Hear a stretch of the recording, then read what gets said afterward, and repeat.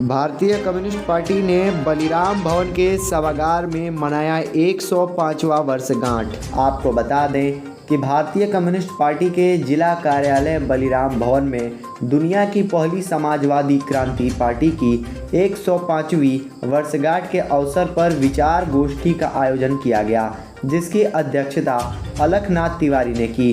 विचार गोष्ठी में शिक्षक नेता रविंद्र किशोर राय ने बतौर मुख्य वक्ता अपना विचार रखते हुए वर्तमान समय में समाजवाद को प्रासंगिक बताते हुए कहा कि पूंजीवाद का विकल्प समाजवाद है। समाजवाद में ही बेरोजगारी, भूखमरी, भ्रष्टाचार का असली निदान संभव है। आज जिस तरह पूंजीवाद अपने बुने समस्याओं में उलझता जा रहा है, उसका निदान समाजवाद में ही संभव है। विशिष्ट अतिथि नसीम अधिवक्ता ने समाजवादी आंदोलन के इतिहास पर प्रकाश डालते हुए सन 1917 के समाजवादी क्रांति को दुनिया के लिए नई व्यवस्था की स्थापना का श्रेय बताया। आज हम लोग भारतीय कम्युनिस्ट पार्टी बलराम भवन के सभागार में बोल्शेविक क्रांति, जिसको रूसी क्रांति, अक्टूबर क्रांति, नवंबर क्रांति या दुनिया की पहली समाजवादी क्रांति के नाम से जानते हैं, उसका 105वीं वर्षगांठ आज हम लोग मनाए हैं। आज से 105 साल पहले सोवियत यूनियन में, रूस में जो क्रांति हुई और जिस क्रांति के बदौलत दुनिया में एक नई समाजवादी व्यवस्था का जन्म हुआ, आज उसी की वर्षगांठ हम लोग मनाए हैं।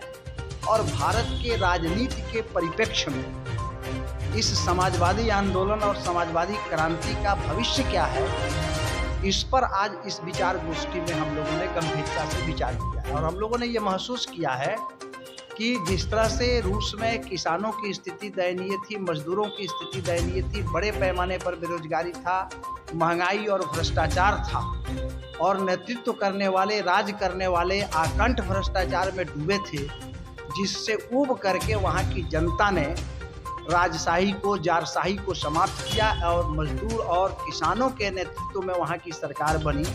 आज भारत की भी परिस्थिति उसी के अनुरूप बनती जा रही है। जिस तरह से भारत में महंगाई बढ़ रही है, मध्यम वर्गीय, निम्न वर्गीय परिवार का जीना दूभर होता जा रहा है, किसान आत्महत्या करने के लिए मजबूर है, नौजवान रोजगार के अभाव में आत्महत्या करने के लिए मजबूर है, महिलाएं अपने बच्चों को लेकर के आत्महत्या कर रही हैं, जिनको भोजन नहीं मिल पा रहा है, बीमार होने पर दवा नहीं मिल पा रहा है। तो ये भारत की जो सामाजिक परिस्थिति है वो निश्चित रूप से समाजवादी क्रांति की ओर, तेजी की ओर से बढ़ रही है। ये हम लोगों ने महसूस किया है और आज हम लोगों ने ये विचार विमर्श किया है कि यह क्रांति वर्गीय संघर्ष से ही संभव है। समाज में दो वर्ग है, एक शोषक का वर्ग है और एक शोषितों का वर्ग है। शोषितों का वर्ग जब जब संगठित होता है तो समाजवादी क्रांति होती है। इसलिए आज हम लोगों ने इस वर्षगांठ के अवसर पर ये तय किया है कि हम शोषितों के वर्ग को संगठित करेंगे और शोषक वर्ग के खिलाफ संघर्ष को तेज करने का प्रयास हम लोग करेंगे। आज के विचार गोष्ठी में शिक्षक संघ के नेता रविंद्र किशोर राय जी हमारे मुख्य वक्ता रहे हैं, जिन्होंने बड़ी ही विस्तार से मार्क्सवादी सिद्धांत और उसका जो आज के समय में प्रासंगिकता है उस पर प्रकाश डाला है। बेतिया सिविल कोर्ट के अधिवक्ता नसीम अहमद साहब हमारे विशिष्ट अतिथि रहे हैं, जिन्होंने आज भारत की जो परिस्थिति है और जिस तरह से अंध धर्मवाद, अंध राष्ट्रवाद के नाम पर सरकार अपनी तमाम नाकामियों को छिपाने का प्रयास कर रही है, उस पर उन्होंने विस्तार से प्रकाश डाला है। और ये कम्युनिस्ट पार्टी का जो मार्क्सवादी, लेनिनवादी सिद्धांत में विचार रखने वाले, विश्वास रखने वाले जो लोग हैं, उनका ये दायित्व बनता है कि हम इस अंध राष्ट्रवाद, अंध धर्मवाद के खिलाफ संघर्ष को तेज करें। और ये जातवाद और धर्मवाद का राजनीति तभी कमजोर होगा जब हम वर्गीय संघर्ष को तेज करेंगे और गरीबों को, मजदूरों को, किसानों को, छात्र और नौजवानों को संगठित करके उनके हक और अधिकार के लिए हम लोग आगे बढ़ेंगे। तभी जा कर के यह जो अंधभक्ति का जो दौर चल रहा है, इस दौर से हम लोग निजात पा सकते हैं। इस पर हम लोगों ने आज के विचार गोष्ठी में हम लोगों ने विचार विमर्श किया है। खास करके पश्चिम चंपारण के संदर्भ में भी हम लोगों ने विचार किया है कि पश्चिम चंपारण की जो धरती रही है वो शुरू से वामपंथी पक्षी धरती रही है।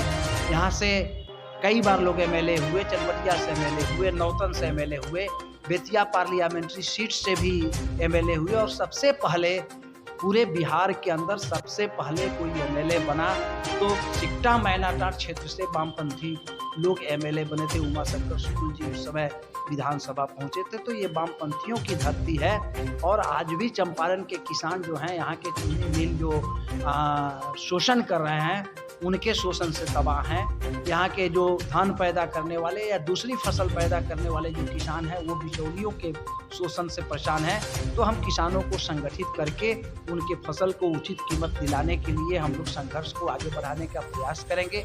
नौजवानों के रोजगार का अवसर उपलब्ध हो, इसके लिए हम लोग आने वाले दिनों में हम लोग प्रयास करेंगे।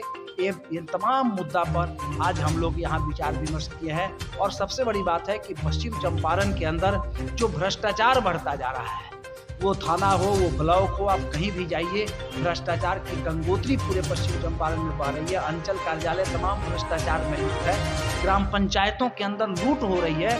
कई ग्राम पंचायतों के अंदर जल नल योजना में बड़े पैमाने पर लूट हुई है और इस लूट का हिस्सा जो है वो बड़े अधिकारियों तक पहुंच रहा है। लूटने वाले खुलेआम घूम रहे हैं, उनके ऊपर कार्रवाई नहीं हो रही है। तो इस भ्रष्टाचार के खिलाफ भी हम लोगों ने संघर्ष करने का फैसला लिया है और इसी के माध्यम से संघर्ष का फैसला लेकर के हम लोगों ने आज के इस विचार गोष्ठी को सफल बनाया है और सोवियत यूनियन की क्रांति, बोल्शेविक क्रांति, समाजवादी क्रांति को हम लोगों ने लाल सलाम किया है।